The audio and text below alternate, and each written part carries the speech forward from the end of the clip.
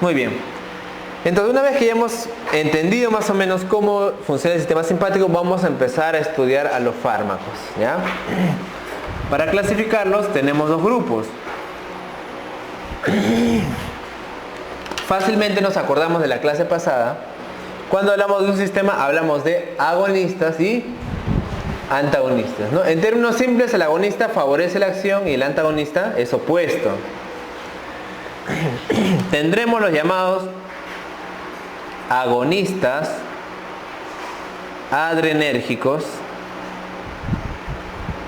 ¿ya? Que también son llamados los simpático miméticos. ¿Por qué mimético? Mimético es parecido, mimético. Y lo contrario serán los llamados antagonistas adrenérgicos o simpático líticos. Ya, esa terminología es una terminología de farmacología que ustedes tienen que aprenderla. Ya, no se mareen. Igualmente el sistema parasimpático tendrá sus propios agonistas. Serán agonistas colinérgicos o fármacos parasimpático miméticos. Aquellos que bloqueen se llamarán antagonistas colinérgicos o parasimpático líticos. ¿Está bien? ¿Sí? Ah, ya, entonces el que favorece la función, en este caso es obviamente la noradrenalina, ¿no? Pero se le llama adrenérgico, ¿no? Agonista adrenérgico o también se le llama simpático mimético. Y el antagonista se le llama antagonista adrenérgico o simpático lítico. ¿Sí? Entonces ustedes pueden hacer comparaciones, ¿no? Por ejemplo, a ver, vamos a jugar un poco.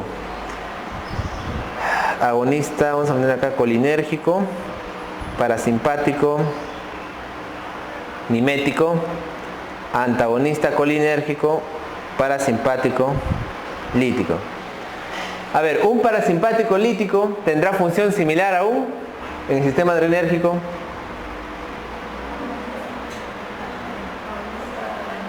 Agonista adrenérgico, muy bien. Un agonista colinérgico tendrá similitud con un simpático lítico o un antagonista adrenérgico, ¿sí? Entonces, a veces, por ejemplo, ayer que estaba resolviendo las preguntas de residentado con los que se están preparando para la residencia, vi una pregunta en la cual era una intoxicación y claro, me venía parasimpático lítico, agonista adrenérgico, simpático mimético. Entonces ustedes sabían que eran similares, eliminaban esas tres claves porque eso no era la clave, pues eran iguales, ¿no? Tienen la misma función. Entonces eliminaba y quedaba la clave, por ejemplo. ¿Ya? Entonces con esto podemos jugar bastante y como les digo, como el adrenérgico y el simpático, el adrenérgico y el colinérgico son opuestos, entonces podemos hacer casi relaciones de oposición. ¿Ya? Muy bien. Vamos a estudiar entonces ahorita los simpáticos miméticos, a ver, los que son agonistas. ¿Ya? Entonces acá tenemos el sistema nervioso autonómico y hacemos que se divide en sistema nervioso simpático, en sistema nervioso parasimpático, ¿no? El sistema nervioso simpático fundamentalmente tiene que ver con la noradrenalina, ¿ya? La noradrenalina y el parasimpático con la acetilcolina. ¿Quiénes son las sustancias que pueden inhibir la liberación de la noradrenalina? A nivel presináptico, obviamente la misma noradrenalina va a inhibir su liberación. La acetilcolina, adenosina e incluso los antagonistas beta 2 adrenérgicos. ¿Ya? Estas sustancias van a inhibir la liberación de norepinefrina.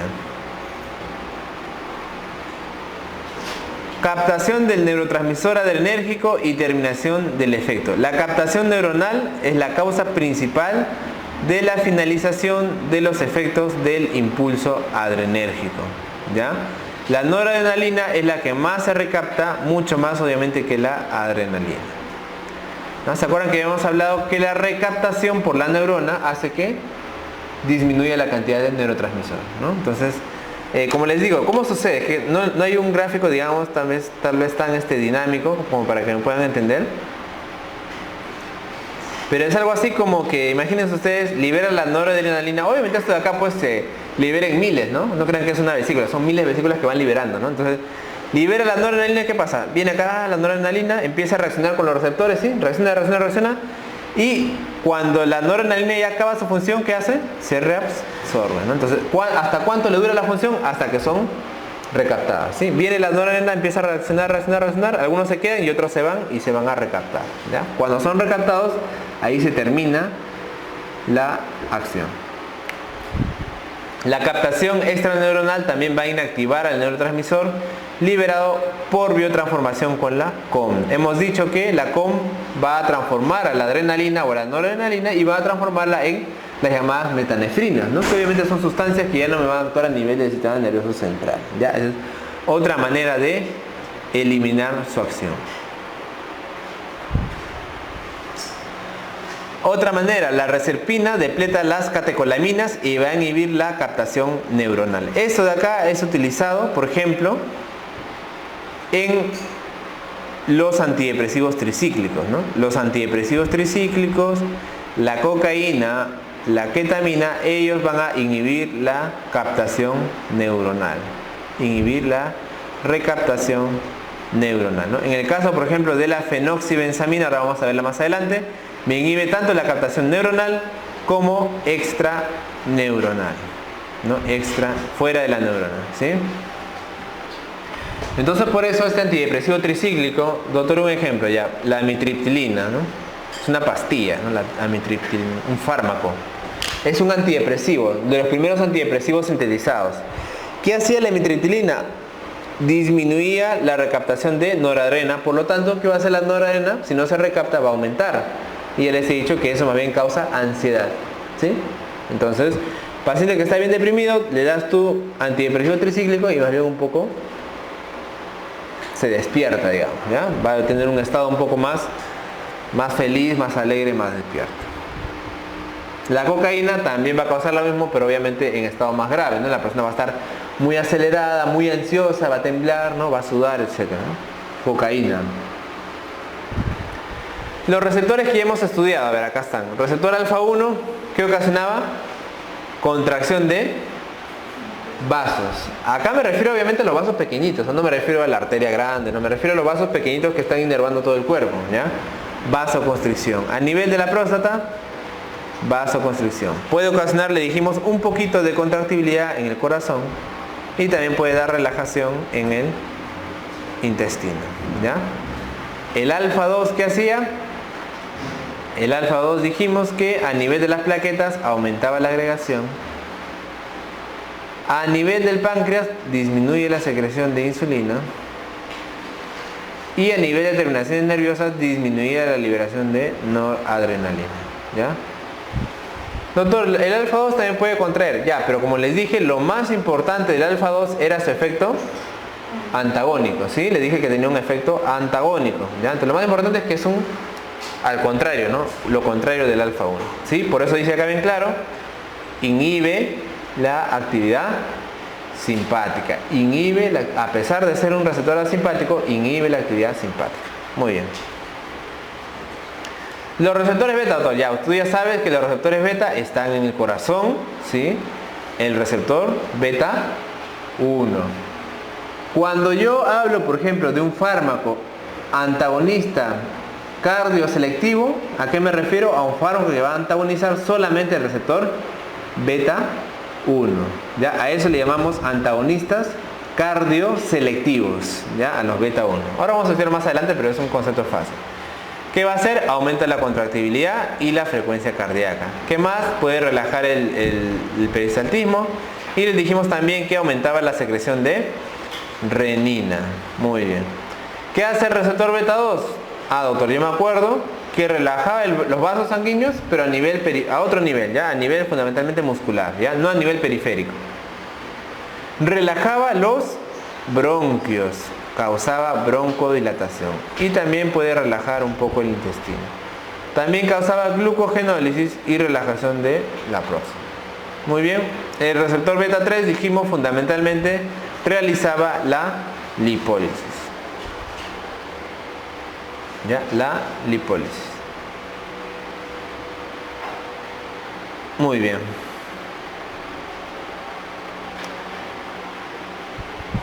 Se pueden clasificar esos agonistas como los agonistas llamados de acción directa y los de acción indirecta. ¿Ya? Los de acción directa son aquellos que van a actuar directamente en el receptor. ¿Ya? O sea, se van a unir al receptor alfa, se van a unir al receptor beta, etc. Los de acción indirecta no van a unirse al receptor, pero van a hacer, por ejemplo, aumentar la liberación de noradrenalina. ¿Ya? No van a unirse al receptor de adrenérgico, pero va a aumentar la liberación de noradrenalina. O en todo caso, como hace la cocaína, va a disminuir la recaptación de noradrenalina. ¿Ya? Entonces, de alguna manera van a aumentar la cantidad de neurotransmisor, pero no van a actuar en el receptor. ¿Ya? O sea, por sí solos no van a unirse al receptor y hacer la actividad, pero van a aumentar la concentración de la noradrenalina. Y los de acción mixta tendrán ambos. Entonces, este cuadrito muy bueno que está acá me va a servir para agruparlos a estos principales fármacos, ¿sí? Acá tenemos a los agonistas adrenérgicos de acción directa, de acción mixta y a los de acción indirecta. ¿Ya? Acción directa, acá tenemos a los selectivos. Doctor, ¿por qué se llama selectivo? Porque solamente se une a un receptor. ¿Se unirá a otro receptor? La verdad es que sí se une, pero es tan poco el efecto que tiene que se considera que solamente se une a uno. ¿Está bien? En cambio, los no selectivos tienen efectos muy similares uniéndose a varios receptores. ¿Ya? Es como que imagínate que esta fenilefrina en el alfa 1 haga un efecto de 100 y en el alfa 2 haga un efecto de 0.5. ¿Ya? Entonces se considera que es un selectivo alfa 1. ¿Entendieron? ¿Sí? Para efectos prácticos solo se une alfa 1. Pero imagínate acá que se une el alfa 1 como 100 y el alfa 2 como 90. Entonces eso de acá no puede ser selectivo. Muy bien. Acá están los ejemplos más importantes de fármacos. Selectivo de alfa 1, fenilefrina. Fenilefrina. Selectivo de alfa 2, clonidina. Selectivo de beta 1, dobutamina. Y selectivo de beta 2, por ejemplo, terbutalina.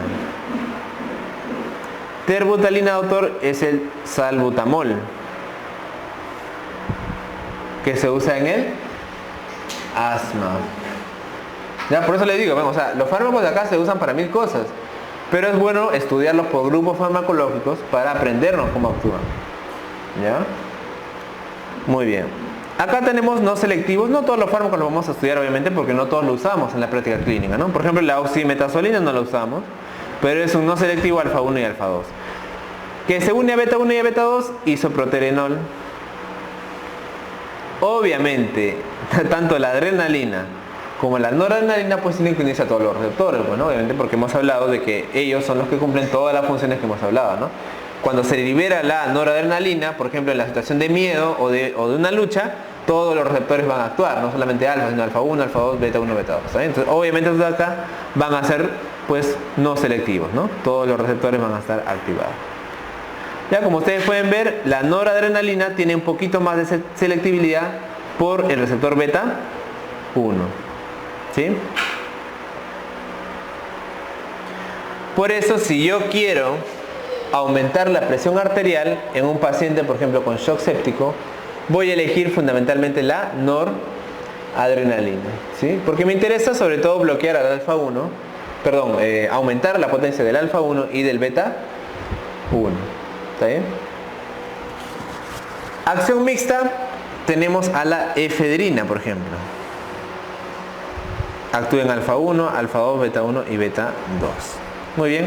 Y en la acción indirecta hemos dicho, acá tenemos a fármacos que no me actúan en los receptores, pero me pueden liberar la noradrenalina o me inhiben la captación de la noradrenalina. Cocaína, anfetamina, que también son drogas, ¿sí? Anfetamina, y otro tipo de fármacos. Los de acción directa hemos dicho, acá están. ¿Sí? Epinefrina, norepinefrina, isoproterenol, dobutamina, fenilefrina, etc. Son potenciados por inhibidores de la captación del neurotransmisor. La adrenalina ya sabemos que tiene un efecto beta 1, aumenta la frecuencia cardíaca, tiene un efecto beta 2, aumenta la broncodilatación. ¿Cuándo uso adrenalina? Bueno, en el asma, sí, puede ser, pero más que todo lo uso en el shock anafiláctico.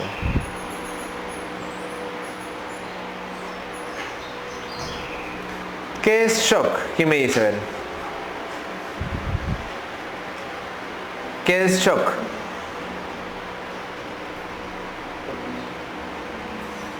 El shock es un estado de colapso circulatorio. Muy bien. Colapso circulatorio que se manifiesta como una hipotensión, ¿no? El paciente está chocado. ¿Cómo está chocado? Está hipotenso. Presión menos de 90-60, ¿no? Obviamente nosotros hemos visto pacientes de 80-50, con presión de 60-40 o presión de 40 con 0, por ejemplo, ¿no? 40 sistólica y 0, ¿no? Casi premortem. Ya, y en el shock anafiláctico, que es ocasionado, como ustedes saben, por comer, por ejemplo, pecanas, un paciente alérgico al maní o un alérgico a la penicilina, el problema acá es que la presión se cae, entonces le podemos dar adrenalina para aumentar la presión arterial, ¿sí? ¿Por qué que la presión arterial se caiga es tan peligroso para el cuerpo?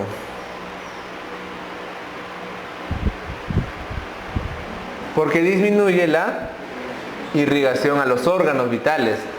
El cerebro, el riñón dejan de recibir sangre y obviamente van a empezar a morir, ¿no? Hipoxia. Eso es fatal, ¿no? Fatal. Los receptores beta 2, ahí hemos dicho, puede aumentar la contracción muscular.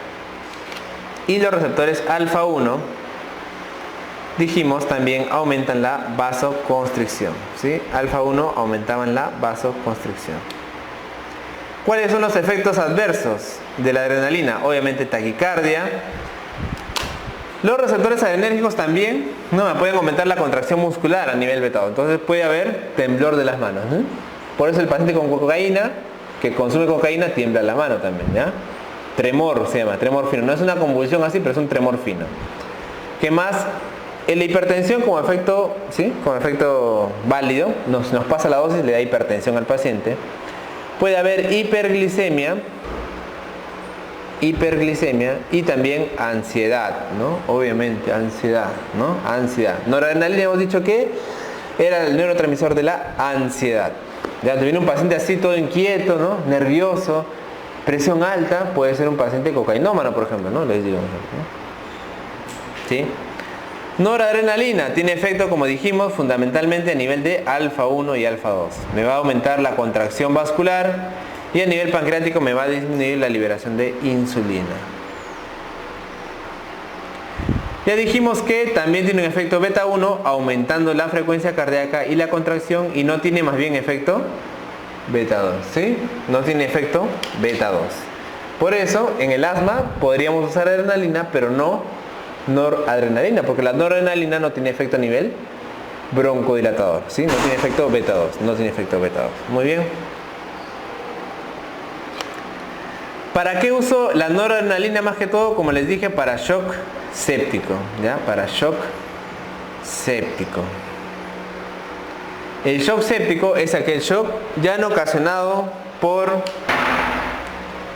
ejemplo, reacción alérgica, sino por una infección severa, ¿ya? Todos los pacientes que tienen infección severa, meningitis, colangitis, infección urinaria, que no son tratados o la bacteria es muy agresiva, pueden entrar en un estado de shock séptico. Este shock séptico tú le metes fluidos, o sea, le das volumen y aún así no se recupera. Por eso utilizamos la noradrenalina. ¿Para qué? Para aumentar la vasoconstricción, y esto va a aumentar la presión arterial. ¿Ya? Entonces en verdad usamos bastante en el hospital noradrenalina para el tratamiento de shock séptico. ¿Ya? Entonces, como ustedes ven, acá lo usamos para la reacción, para el efecto de la noradrenalina a nivel cardíaco y periférico, ¿sí? No a nivel central. Los efectos colaterales serán similares: palidez, hipertensión, hiperglicemia y ansiedad. Muy bien. Y ahora hablando, por ejemplo, del isoproterenol, que hemos dicho que es un agonista. Eso de acá ya es un agonista de acción directa. Tiene tanto nivel a nivel del beta 1 como a nivel del beta 2, ¿ya? Ambos. Es no selectivo por eso, ¿no? Beta 1 y beta 2. A nivel beta 1 va a aumentar la frecuencia cardíaca y a nivel beta 2 la broncodilatación. Uso en el asma, pero realmente no es tan usado, ¿no? Es un fármaco que no se usa, ¿ya? No se usa. ¿Qué más? Va a causar vasodilatación a nivel pulmonar sobre todo y aumento de la contracción muscular. Efectos colaterales, taquicardia, arritmias, tremor de manos, y este fármaco puede bajar la presión arterial, ¿ya?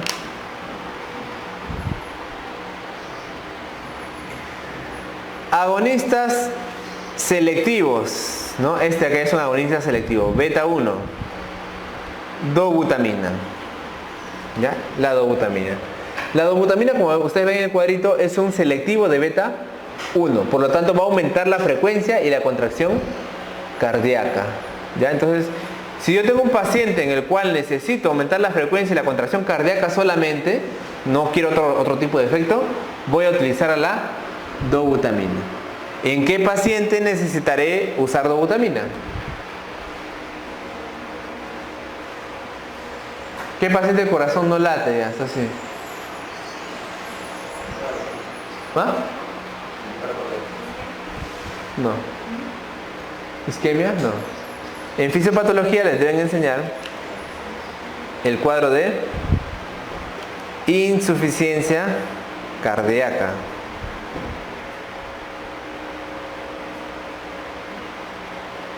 ¿Ya? Insuficiencia cardíaca. Y la insuficiencia cardíaca puede llevar a un estado de shock cardiogénico.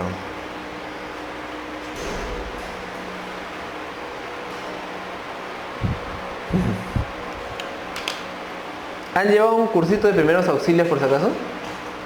¿Sí? ¿Quiénes han llevado? A ver. Primeros auxilios. ¿Dónde? ¿En qué? ¿En su universidad? ¿Sí? Por ejemplo, mi universidad San Marcos, a todos los que ingresábamos siempre nos hacían un curso de primeros auxilios, ¿no? Hasta ahora lo hacen. Gratuito, ¿no? El SEM nos organizaba, aunque tampoco era la gran cosa, ¿no? Pero gratuito, ¿no? Entonces ahí nos enseñan, digamos, a vendar, a poner inyectables, ¿no? ¿Sí? Y también nos enseñan cosas básicas como las clases de shock, ¿no? El shock puede ser de varios tipos, ¿no? Tenemos el shock, por ejemplo, hipovolémico. Como les digo, shock es el estado de colapso circulatorio cuando la presión arterial cae. Shock hipovolémico es cuando el paciente pierde volumen, diarreas, ¿sí? O sangrados masivos. Baja la presión porque has perdido sangre, 3 litros, o has venido en diarrea en cólera, por ejemplo cólera, 4 litros de diarreas, hipovolémico. El shock puede ser por anafilaxia, ¿no? Por alergia, shock anafiláctico. Puede ser por una infección severa, como les digo, shock séptico. Y también puede ser porque el corazón no funciona, el corazón ya no bombea, eso se llama shock cardiogénico. ¿Ya? Y una de las cosas del shock cardiogénico es la insuficiencia cardíaca. ¿Ya? Eso van a estudiarlo hasta el cansancio en fisiopatología porque es una enfermedad muy importante. La insuficiencia cardíaca quiere decir que el corazón no se contrae adecuadamente. ¿Por qué, doctor? Generalmente, más que porque no se contraiga por el ritmo o por marcapaso, es porque el corazón ya tiene una patología, se ha vuelto viejo, se ha vuelto fibroso. ¿Ya? ¿Por qué? Por infarto previo o por hipertensión. El corazón se vuelve, digamos, viejo y ya no puede contraerse tan fuerte, se fibrosa, se vuelve duro, ¿ya? Entonces esa es insuficiencia cardíaca. Si yo tengo un paciente así que me llega a emergencia y está con hipotensión, entonces ¿qué tengo que darle? Le voy a dar dobutamina, porque la dobutamina no me va a actuar a nivel tanto periférico, ¿está bien? ¿Qué necesitaba yo en el paciente que tenía shock anafiláctico? Aumentar la vasoconstricción, ¿sí? Por eso utilizaba noradrena. Pero acá yo no necesito actuar alfa 1, necesito actuar en el beta 1. Por eso utilizo la dobutamina, porque el problema está en el corazón. ¿Ya? Entonces estos fármacos seguro lo verán más adelante. Ahí sí ya lo van a ver en medicina interna, ¿no? Porque acá les estoy mostrando para qué me sirve. Y en fisiopatía ustedes lo van a ver, pero para saber cómo se usa, es una ampolla que hay que administrar al paciente, todo eso de ahí es terapéutica, medicina interna. ¿Ya? Entonces acá ustedes están aprendiendo los fármacos y para qué me sirven. ¿Ya? Pero eso acá obviamente viene en ampolla y ustedes tienen que saber cómo prepararlo y darle al paciente. ¿Ya? Muy bien, dobutamina entonces. Beta 1, aumenta la frecuencia cardíaca en pacientes con bradicardia o en paro o insuficiencia cardíaca. En verdad que en paro cardíaco nunca lo usamos, ¿no? En paro cardíaco sí no lo usamos, ¿ya? En paro cardíaco lo que hacemos primero es desfibrilar, le pasamos corriente, ¿no? Antes de cualquier otra cosa. Me sirve también en fibrilación o en arritmias. Muy bien. ¿Está bien? Ya hemos estudiado los agonistas beta 1. Doctor, los agonistas beta 2, ya estos de acá lo vamos a ver en la clase de farmacología respiratoria. Ya vamos a ver. Pero miren cómo desde ahorita ya saben ustedes que el salbutamol o la terbutalina, que es lo mismo, tienen acción selectiva a nivel fundamentalmente del beta 2. A nivel del beta 2. Que van a ocasionar broncodilatación y relajación también. En este caso de vejiga, ¿no? Broncodilatación, eso de acá puede aumentar la contracción muscular, y aunque les había dicho que es selectivo para beta 2, siempre, como les digo, puede haber un efecto pequeño en beta 1 acá. Miren ustedes, beta 1, ¿sí? Entonces, el beta 2, sí, el salbutamol tiene un poquito de efecto en beta 1, fundamentalmente beta 2, pero tiene un poco de efecto en beta 1. Por lo tanto, puede haber taquicardia y tremor fino de manos como reacción adversa. Ustedes van a ver todo paciente asmático que consume su salbutamol va a tener taquicardia, ¿sí? El corazón se le acelera un poco, pero es un efecto pasajero, pues, ¿no? No hay ningún problema. No le va a dar un infarto por eso, ¿no? Y a veces puede temblar un poco también, ¿no? Salbutamol tiembla un poquito. También le pasa en minutos. ¿Ya? Hay varios agonistas beta 2. Tenemos el salbutamol, pero también tenemos el fenoterol, que lo usamos en nebulizaciones. Tenemos el salmeterol y así muchos otros más, ¿ya? Que lo vamos a estudiar en la parte de farmacología respiratoria, ¿ya? Entonces ya saben los efectos adversos también, ya pueden deducir. Los agonistas alfa 1, acá tenemos por ejemplo a la metoxamina y a la fenilefrina, ¿ya? ¿Qué van a hacer estos? Como son agonistas selectivos, van a aumentar la contracción, la vasoconstricción, van a aumentarme la presión arterial y me van a disminuir las secreciones de la mucosa nasal, ¿sí? ¿Por qué menciono esto? Porque mira, existe la fenilefrina, que es un compuesto que ustedes pueden ver en los antihistamínicos a veces. Revisen ustedes un antihistamínico, no sé, paracetamol, ¿cómo es? ¿Cómo se llama estos de acá? Paracetamol antigripal, ¿sí?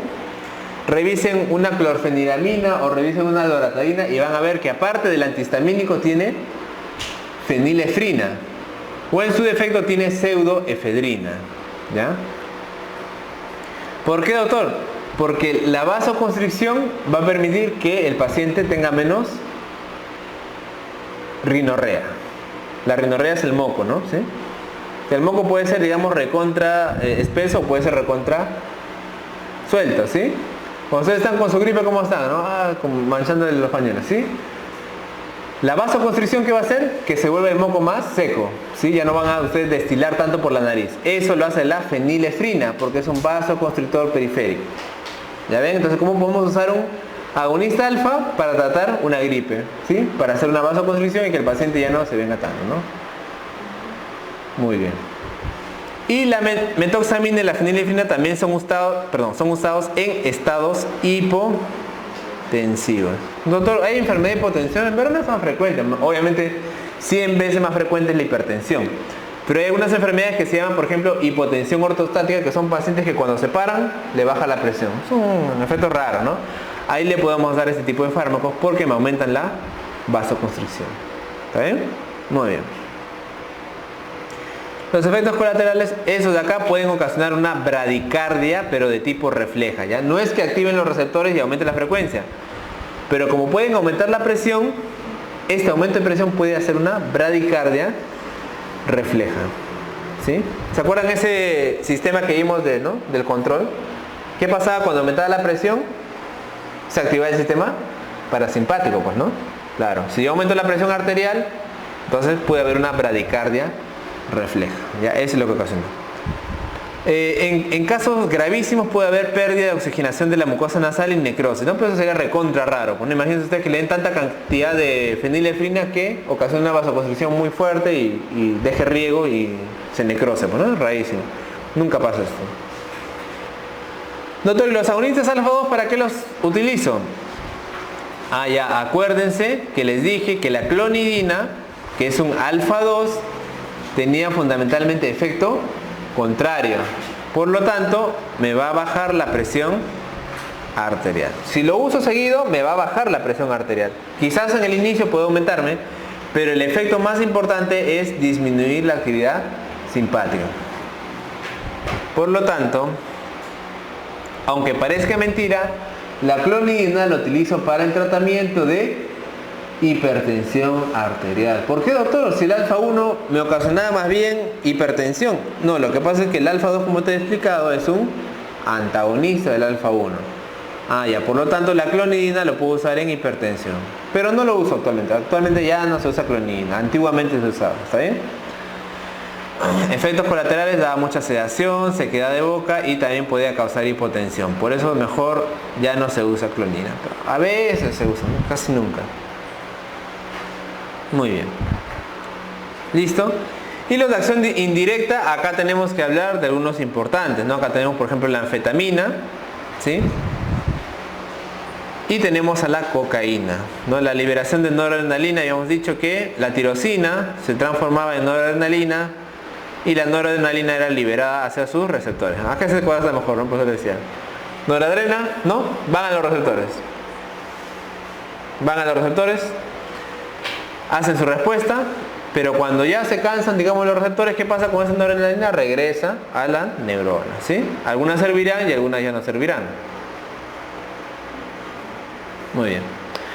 La tiramina, por ejemplo, ¿no? Es una herramienta farmacológica presente en varios alimentos, ¿sí?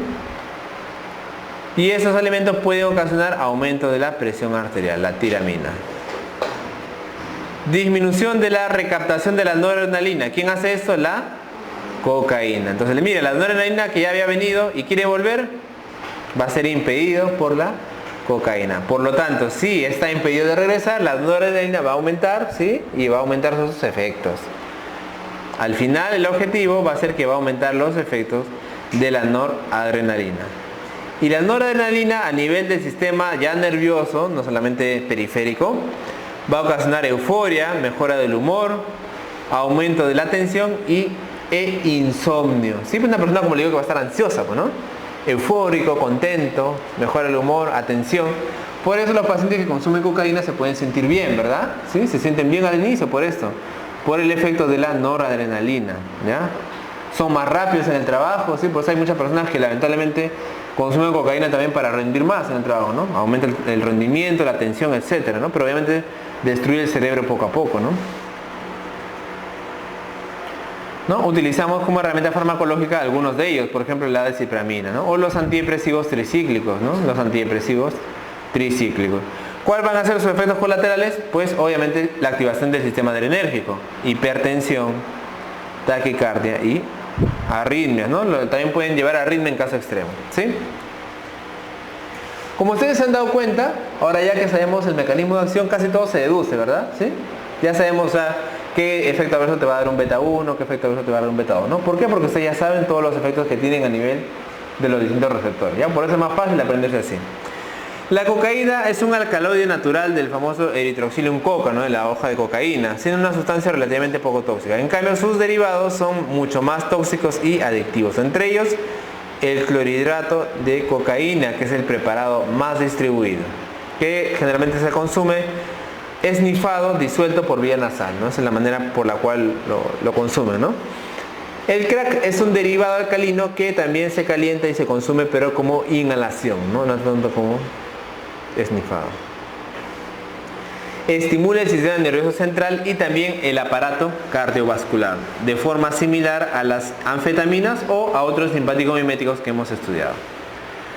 Cualquier vía de administración puede dar lugar a sobredosis y el inicio del cuadro suele ser precoz, pero la duración es habitualmente breve, de horas solamente, ¿no? Si utilizamos además alcohol, puede potenciar y prolongar los efectos de la cocaína. Entonces, si el efecto de la cocaína es muy fuerte, aparte de taquicardias, puede causar arritmias cardíacas. Y las arritmias cardíacas pueden dar infarto del corazón, ¿sí? Por eso cuando les viene un joven que ha tenido un infarto, primera causa acá en el Perú, consumo de cocaína, ¿sí? Un joven de 20 años, de 35 años que viene a la emergencia por infarto de miocardio, tienes que indagar si no ha consumido cocaína. Y obviamente si ha tomado alcohol, pues mucho más le va a potenciar ese efecto, ¿ya? Esa fue una pregunta por ahí de Náucleo, ¿no? Primera causa de infarto en jóvenes. En los laboratorios de toxicología pueden identificar cocaína en las primeras 6 a 8 horas post-dosis, ¿no? Porque la cocaína se metaboliza con gran rapidez. Generalmente si encontramos en el examen de orina, como ustedes saben que es lo que más se hace, el paciente ha ingerido recientemente cocaína, ¿no? El tratamiento de la ingesta por cocaína es simplemente sintomático, ¿ya? Es sintomático. Una de las bases más importantes es uso de benzodiazepinas, que son fármacos que disminuyen la agitación, ¿sí? ¿Se acuerdan que les hablé de los distintos antagonismos que existían? ¿Sí? ¿Antagonismos?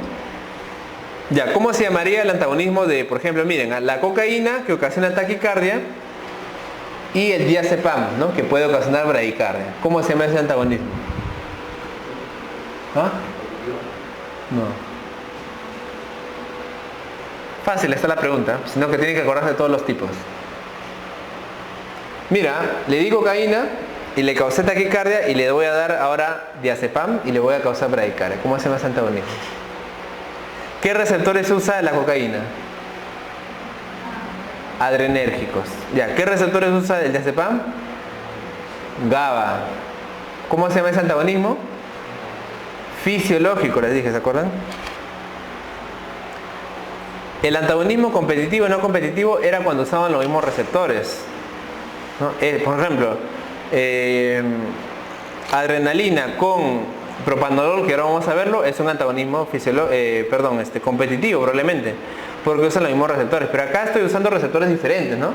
Por un lado el sistema adrenérgico y por otro lado el sistema GABA. Lo que pasa es que al final ambos tienen un efecto similar, ¿sí?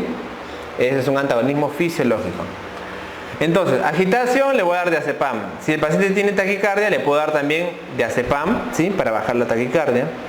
Si el paciente tiene bradicardia, le puedo taquicardizar con isoprenalina. Si el paciente tiene arritmias supraventriculares, lo voy a sedar.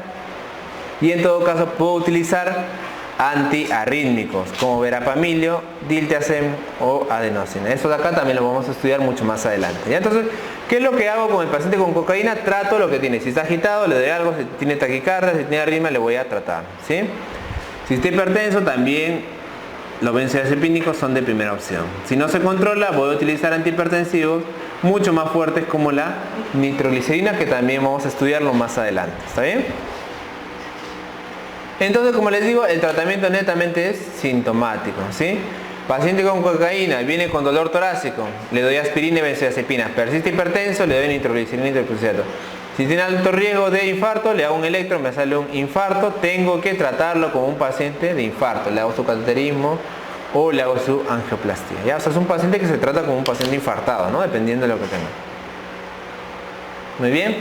Miren, la cocaína me puede dar muerte súbita, ¿no? La muerte súbita es cuando el paciente fallece así, ¡pic!, ¿no? Arritmia cardíaca, 2 segundos murió. Muerte súbita, ¿sí? ¿En qué paciente más se da muerte súbita? En los grandes deportistas también a veces, ¿sí? Maratonista, ¿no? Muy buen deportista, pero murió, le dio una muerte súbita. Futbolista, está jugando y muere, muerte súbita. ¿Por qué? Porque ellos a veces hacen cambios en el corazón que es un corazón diferente, ¿no? Un corazón más, obviamente más grande, que tiene que soportar más carga de ejercicio, ¿no? A veces los grandes deportistas, los que hacen demasiado esfuerzo, pueden tener muerte súbita también, ¿ya? ¿Qué más la cocaína puede darme? Hipertensión, arritmia, infarto de corazón. A nivel psiquiátrico, obviamente el paciente puede venir ansiedad, con pánico, miedo terrible, hiperactividad, alucinaciones, infarto isquémico, convulsiones también por cocaína, hipertermia severa, etcétera, ¿no? Tratamiento, ya hemos hablado. Fundamentalmente, sedación con diazepam. Muy bien. Y los simpáticos miméticos de acción mixta, acá tenemos a la efedrina, por ejemplo, ¿ya? A la efedrina y a la etilefrina. También tenemos a la famosa dopamina, ¿ya? La dopamina tiene acción tanto directa como indirecta, ¿ya? A nivel de los receptores beta 1, aumenta la frecuencia cardíaca, la contracción y por lo tanto la presión arterial. Pero miren ustedes que también puede aumentar la liberación de noradrenalina, ¿sí? A nivel alfa 1 también puede aumentar la presión arterial con la vasoconstricción respectiva. ¿sí? La dopamina también entonces, por lo tanto, se va a usar en el tratamiento de shock. Fundamentalmente en shock séptico, ¿ya? Fundamentalmente en shock séptico. Efectos colaterales, como todos los adrenérgicos: taquicardia, palidez, hipertensión y presencia de arritmia, ¿ya? Cuando ustedes lleven medicina interna y estudien shock séptico, van a ver que las guías internacionales de Estados Unidos, de Europa, me dicen tratamiento de shock séptico, dopamina o noradrenalina, ¿ya? Dopamina o noradrenalina. Actualmente, antes no era así, ¿eh? Antes era igual, pero desde hace unos 5 años se prefiere el uso de noradrenalina. ¿Por qué, doctor? Porque me ocasiona menos arritmias que la dopamina, ¿ya? La dopamina causa más arritmia. Pero como ustedes pueden ver, la dopamina también me sirve para subir la presión arterial. Estos fármacos los voy a usar en ampollas y va a ser titulado al paciente. Ya no es que le dan una pastilla de dopamina, no existe. Se le dan ampollas en infusión y tenemos que estar monitorizando permanentemente al paciente para ver si su presión aumenta o no aumenta, ¿no? Estos pacientes típicamente van a estar en esas camillas que tienen, ¿no?, tensiómetro fijo, ¿sí? Esos tensiómetros que se inflan y tienen su, ¿no?, arriba su monitor, que todo el rato tú ves y ya está la presión marcada, así que la presión todo el día, ¿sí? Porque son pacientes críticos, pacientes que están en UCI, ¿ya? Entonces vamos a darle infusión de dopamina y vamos a estar vigilando en el tensiómetro a ver cuánto está marcando la presión, ¿no? Son pacientes que están controlados de una manera bien rigurosa, ¿ya? Y la efedrina, habíamos hablado sus funciones fundamentalmente a nivel alfa, ¿ya? Por un lado también va a aumentar la liberación, por eso es mixto, pero tiene fundamentalmente acción alfa 1, aumentando la contracción vascular, ¿sí? Por eso les dije que la efedrina y la pseudoefedrina se usan como descongestionantes nasales, ¿sí? Ustedes van a ver ahorita la loratadina, van a ver la pastilla más pseudoefedrina. ¿Para qué me sirve eso? Para aumentar la constricción y evitar la rinorrea. Muy bien. En el asma no se usa tanto, ya, en verdad, pero pudiera, pero en verdad no se usa. Efectos colaterales, igualmente taquicardia, palidez, hipertensión e insomnio. Muy bien, como ustedes pueden ver, acá están las dosis que usamos generalmente de dopamina, ¿no? Dobutamina, 5 a 20 microgramos por kilo de peso por minuto. Dopamina, menos de 3 microgramos por kilo por minuto. Y así cada uno de ellos tiene su propia dosis, ¿ya? Esta dosis, como les digo, la van a aprender en medicina interna. Ahorita no es necesario que ustedes sepan cuánto dar a un paciente, pero ya saben ustedes las funciones, ¿ya? Ya saben todo eso. Muy bien, acá tenemos a los más importantes. La clonidina, hemos hablado que se utiliza en el manejo de hipotensión, ¿sí?, de hipertensión. El alfa 1, fenilefrina, tratamiento de descongestionante. Muy bien, la dobutamina es un beta 1, salbutamol, beta 2, beta 3, mirabegron, que es un fármaco que no usamos mucho. Y ahora vamos a hablar finalmente de los simpático-líticos, ¿ya? Sinónimo: antagonistas adrenérgicos. Y ahora voy a ver a los antagonistas. A ver, vamos a verlos. Acá hay un cuadro resumen muy bonito. Estos cuadros de acá son los que más les recomiendo que se aprendan, ¿ya? Antagonistas alfa, antagonistas beta. Los antagonistas alfa también existen no selectivos, obviamente serán a los que antagonizan a los dos. Y los antagonistas alfa 1, acá los tenemos: prazosin, terazosin, doxazosin, etc. Tamsulosina. Selectividad por alfa 2, yoimbina. Antagonistas de los receptores beta no selectivos, los llamados de primera generación, tenemos acá propanolol, timolol, sobre todo, ¿ya? Nadolol, pembutolol, pindolol, sotalol, etc. Selectivo beta 1 se les llama de segunda generación. Como les digo, a estos de acá se les va a llamar cardioselectivos. A estos de acá se les llama cardioselectivos. Por ejemplo, atenolol y bisoprolol, ¿ya? Les marco sobre todo los que usamos, ¿ya? Porque no todos hay en el país, ¿ya? El metoprolol, por ejemplo, es un antagonista beta 1, pero que solamente está en ampollas, ¿ya? Y acá no existe eso. Cuando ustedes vean guías de Estados Unidos, va a decir tratamiento de la hipertensión arterial en emergencia, metoprolol, pero acá no tenemos eso, ¿ya? No tenemos. Los no selectivos de tercera generación, acá tenemos sobre todo al carvedilol. ¿Por qué, si son no selectivos, son de tercera generación? Porque además, o sea, a pesar de que son no selectivos, tienen una característica muy importante que va a disminuir el remodelamiento cardíaco. ¿Y esto por qué me sirve? Porque estos fármacos van a ser bien importantes en el manejo de insuficiencia cardíaca.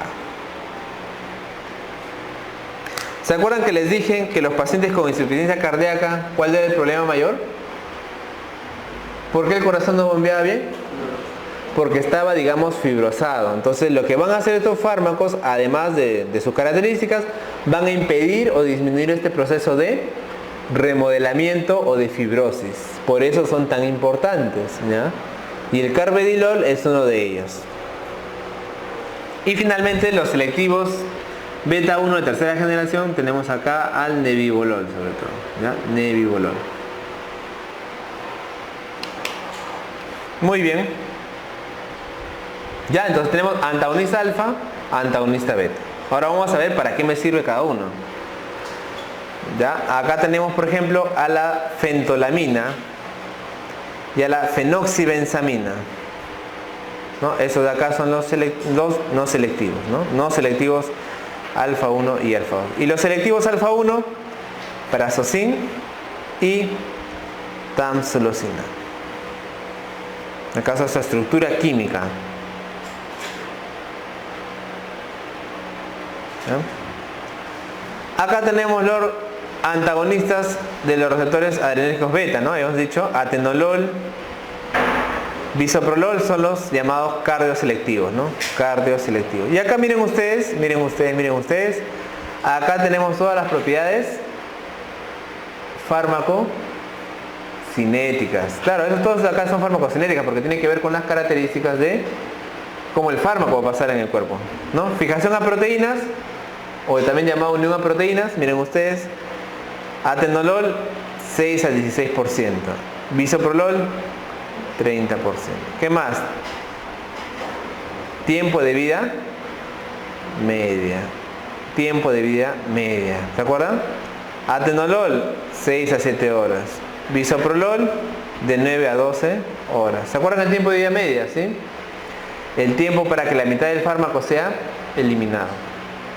El bisoprolol, acá ustedes ven claramente que tiene mayor tiempo de vida media que el atenolol. Por lo tanto, el bisoprolol lo puedo dar hasta una vez al día. Mientras que el atenolol probablemente tengo que usarla hasta 2 veces al día, ¿no? Para eso me sirve. Metoprolol, ¿cuánto tiempo tiene de vida media? 3 a 7 horas. Por eso lo uso más que todo en el tratamiento de emergencia, ¿sí?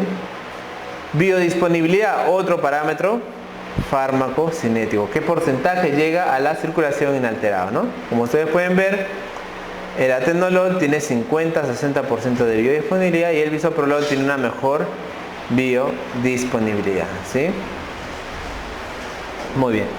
Estos parámetros, como les digo, farmacocinéticos lo tienen todos los fármacos del mundo. Entonces, que ustedes se lo aprendan es casi imposible. O sea, es imposible que ustedes sepan todos los parámetros de cada uno de los fármacos, ¿ya? Quizás si lleva un fármaco y algún doctor le gusta preguntar, por ahí memorista que le gusta preguntar eso, les pueden preguntar. Pero mayormente esto de acá no se suele preguntar porque son datos pues matemáticos, ¿no? ¿Ya? Muy bien. Terminación del efecto neurotransmisor, ya hemos dicho, la noradrenalina sale por acá y va a acabar cuando sea recaptada, ¿sí? Sea recaptada. Entonces acá tenemos algunos que bloquean la liberación de noradrenalina, otros que aumentan la liberación y también vamos a tener algunos que me van a ser totalmente antagonistas, ¿sí? Antagonistas. Simpático-líticos, tenemos fármacos de acción central, por ejemplo la metildopa o la clonidina, y otros como bloqueadores de neuronas adrenérgicas como la reserpina, ¿ya? Eso de acá no usamos tanto en verdad, pero es importante que los recuerden, ¿ya? Antagonistas beta-adrenérgicos, propanolol, metoprolol y todos los que hemos hablado. Antagonistas alfa, prazosin, terazosin, doxazosina, etc. Antagonistas mixtos, por ejemplo, la betalol o carvedilol. Muy bien. No, también pueden clasificarse dependiendo si son reversibles o irreversibles. La fentolamina, por ejemplo, es un ejemplo de antagonista reversible, ¿sí? Prazosin, reversible. Fenoxibenzamina es característica irreversible, ¿sí? Según también la selectividad, la yoimbina suele ser más selectivo por el alfa presináptico que la fentolamina y que la fenoxibenzamina, por ejemplo, ¿sí? Más bien el prazosin es más efectivo a nivel postsináptico. Por eso lo utilizo bastante justamente en el manejo de próstata, como ahora lo vamos a ver, ¿ya? Muy bien. Propiedades farmacológicas, antagonistas alfa-2 adrenérgicos, lo puedo usar en el manejo de la hipertensión arterial, ¿no? Aumentan el tono simpático y potencian la liberación de norepinefrina. La fenoxibenzamina, que es un tipo de aloalquilamina, ese es su nombre, ¿ya? Esta fenoxibenzamina es un antagonista del receptor alfa-1 y del receptor alfa-2, ¿ya? Por lo tanto, me va a ayudar en el tratamiento de la hipertensión arterial, ¿ya? En el tratamiento de la hipertensión arterial, y me va a ocasionar también vasodilatación, ¿sí? Fenoxibenzamina. Otros antagonistas, si la fenoxibenzamina es antagonista de alfa-1, me va a disminuir entonces la presión arterial, ¿sí?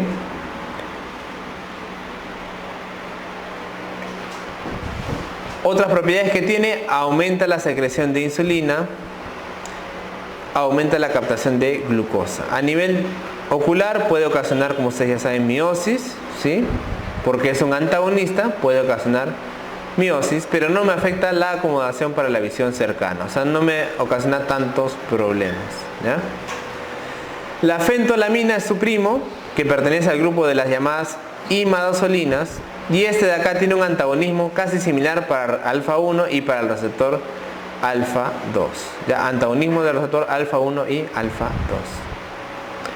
Propiedades farmacológicas: disminuye la resistencia vascular sistémica y la resistencia vascular periférica. Me aumenta la capacitancia venosa, eso quiere decir que las venas van a poder almacenar mayor cantidad de sangre, ¿ok? Disminuyendo la presión arterial, y por lo tanto me podría ocasionar una taquicardia de tipo refleja, ¿ya? Sí.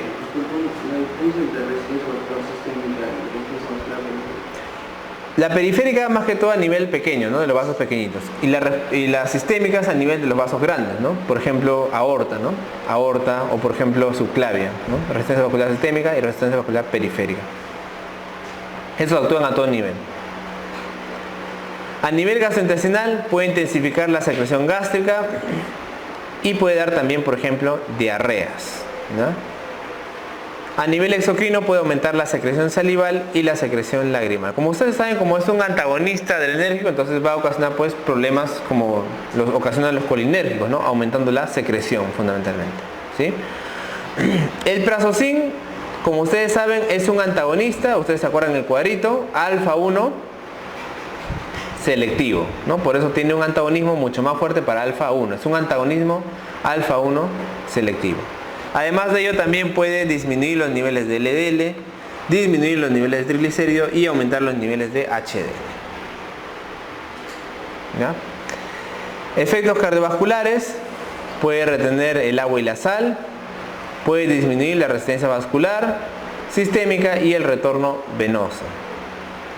La toxicidad: puede dar una hipertensión arterial postural, eso se llama el fenómeno en la primera dosis, o la presencia de síncope, ¿no? Además puede dar cefalea, mareos y somnolencia. Estos son efectos adversos que pueden dar la pastilla de prazosin, ¿ya? La pastilla de prazosin. Y finalmente los bloqueadores de los receptores beta. Acá tenemos, dijimos, al propanolol, al metoprolol, timolol, etc., ¿ya? Cada uno de ellos va a tener una característica importante. Como dijimos, algunos van a ser selectivos para beta 1, como el atenolol, por ejemplo, o el bisoprolol, y por lo tanto lo vamos a usar en el manejo de los pacientes que tienen taquicardias, por ejemplo, ¿no? Arritmias cardíacas, ¿ya? Arritmias cardíacas. Muy bien, ya acá son sus características, como ustedes pueden ver también, tiempo de vida media y biodisponibilidad de cada uno de ellos, ¿sí? Son datos farmacocinéticos. Ya, vamos a ir a este cuadrito que es un cuadro más bonito.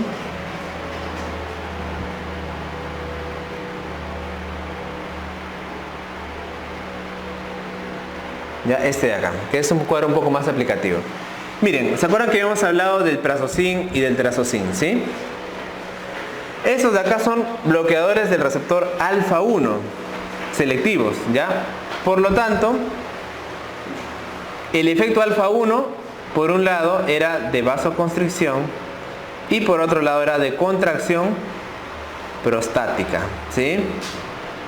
Entonces, estos fármacos se utilizan para el manejo de pacientes con hipertrofia de próstata, ¿ya? Los abuelitos que tienen la próstata grande y que sufren de síntomas prostáticos, como puede ser tenesmo, ¿no? Al tener la próstata grande tienen tenesmo, tienen poliacuria, o sea, orinan de poquito en poquito, no pueden orinar mucho porque la próstata está grande, obstruye el flujo, entonces orinan poquito a poquito, ¿no? Entonces, para evitar todos esos síntomas se le puede dar prazosin o trazodin, que lo que va a hacer es relajar la próstata y va a ocasionar una mejoría de sus síntomas prostáticos, ¿ya? Entonces, por eso utilizamos acá el prazosin o el doxazocin, ¿no? La tamsulosina también es un fármaco que bloquea el alfa 1, ¿ya? Por lo tanto, también lo utilizo para el manejo de pacientes con hiperplasia de próstata, ¿ya? Entonces, cuando se ven, los abuelitos van a ver que ellos toman su tamsulosina diaria, ¿ya? Tamsulosina para ayudarle a los síntomas prostáticos. Muy bien. ¿Para qué utilizo la fenoxibenzamina, que ya hemos revisado, que bloquean tanto el alfa 1 como el alfa 2? Estos de acá los voy a utilizar para el tratamiento de feocromocitoma. ¿Se acuerdan de esa enfermedad que ya hemos hablado? El feocromocitoma, que era un tumor que producía gran cantidad de catecolaminas, de metanefrinas. Entonces, estos bloqueadores antagonistas de los receptores alfa 1 y alfa 2, que son la fenoxibenzamina que hemos revisado y la fentolamina, van a ser para el tratamiento del feocromocitoma, ¿ya? ¿Cuál es el efecto? Va a bajar la presión arterial, van a bajar la frecuencia cardíaca.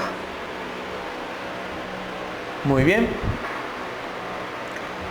La yoimbina. La yoimbina era un antagonista alfa 2. Por lo tanto, la yoimbina lo voy a utilizar para aumentar la presión arterial, ¿no? ¿Se acuerdan ustedes que el alfa 2 era antagonista, ¿no? El alfa 2 ocasionaba baja de presión arterial, acuérdense ustedes, porque antagonizaba el alfa 1. Por lo tanto, si yo utilizo la yoimbina, que es un antagonista de este, por lo tanto el efecto va a ser que me va a aumentar la presión arterial. Por lo tanto, lo voy a usar en casos de hipotensión ortostática o disfunción eréctil en varones también, ¿ya? Disfunción eréctil. Pero mayormente en hipotensión, ¿sí? Hipotensión. Así le puede venir en el examen de fármaco de su facultad, así viene a veces, ¿no? ¿Cuál de los siguientes es antagonista alfa 2? Yoimbina, la clave, ¿sí? Tienen que aprenderse los fármacos más importantes. Muy bien, y los antagonistas beta, que ya hemos hablado bastante también, ¿no? Propanolol, nadolol y timolol son bloqueadores no selectivos, bloquean beta 1 y beta 2. ¿Para qué lo voy a utilizar? Para bajar la presión arterial, ¿no? Entonces lo voy a utilizar en el tratamiento de la hipertensión, en el tratamiento de la angina y, como les dije, también en las arritmias. Cuando un paciente tiene arritmia, tiene frecuencia cardíaca alta, le voy a dar propanolol, porque el propanolol me va a bloquear el beta 1 y beta 2 y me va a ocasionar baja de la frecuencia cardíaca, ¿sí? Entonces voy a utilizar el propanolol para bajarle la frecuencia cardíaca. Puede ocurrir esto, pero fundamentalmente en pacientes asmáticos, ¿ya? O con EPOC. Entonces es cierto que en estos pacientes ahí sí no se puede usar de preferencia, pero en general no suelen causar un efecto tan intenso.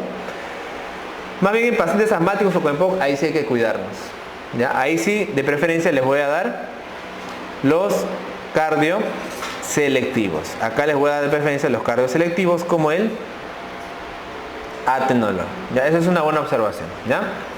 Pero en general, como te digo, un paciente que no tiene problema pulmonar, se le puede dar más o menos, obviamente con el efecto adverso presente, ¿no? ¿Ya? Entonces, en pacientes hipertensos, en pacientes arrítmicos, En pacientes con angina también, ¿sí? Les voy a poder dar. Y el timolol es un fármaco que lo doy en gotas para el tratamiento del glaucoma, ¿no? Entonces el timolol en gotas lo doy, es un bloqueador beta 1 y beta 2, pero que me sirve para el tratamiento del glaucoma. Muy bien.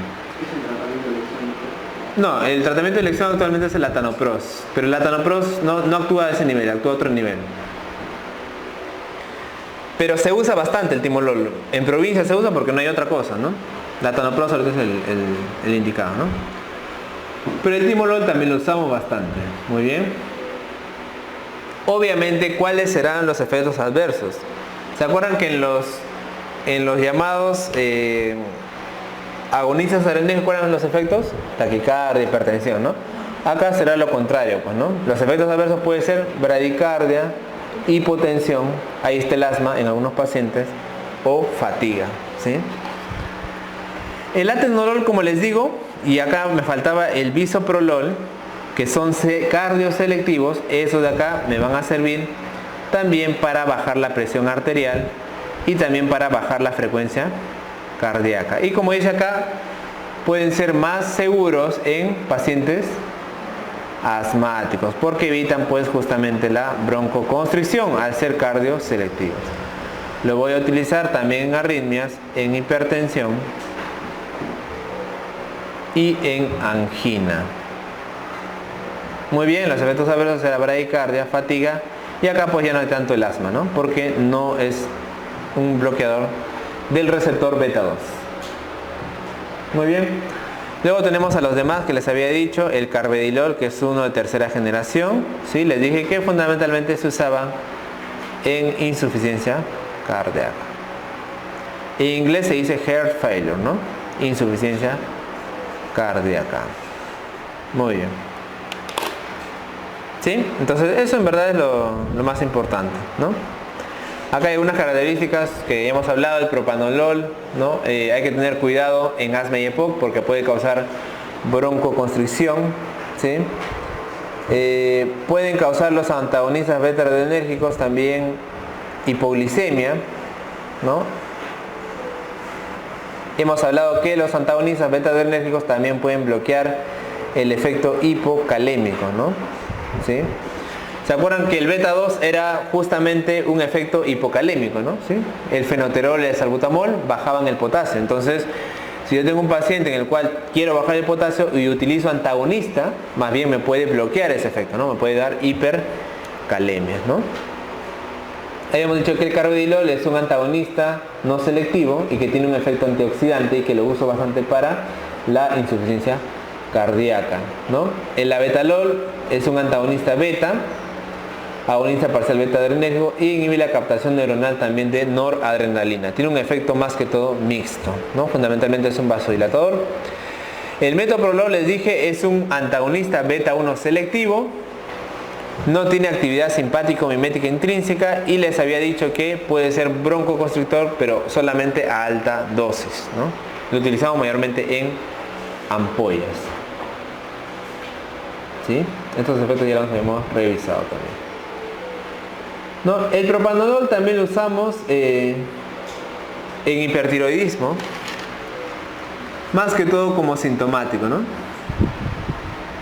¿Ya? Porque el paciente hipertiroideo que tiene las enzimas tiroideas muy elevadas va a venir como sudoroso, taquicárdico, ¿no? Porque la hormona tiroides causa eso, ¿no? Taquicardia, aumento de presión, sudor. Entonces todos esos síntomas se pueden tratar con propanolol, que es un buen antagonista adrenérgico, ¿no? Muy bien. Ya hemos revisado entonces los principales grupos farmacológicos simpáticos, ¿ya? Esto de acá es muy importante. Quizás se han mareado un poquito con los nombres, pero lo importante es que ustedes sepan cómo podemos organizarnos, ¿sí?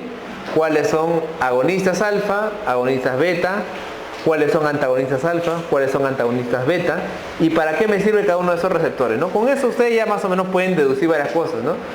Tratamiento de presión alta, tratamiento de presión baja y los efectos adversos más importantes del sistema adrenérgico, ¿sí?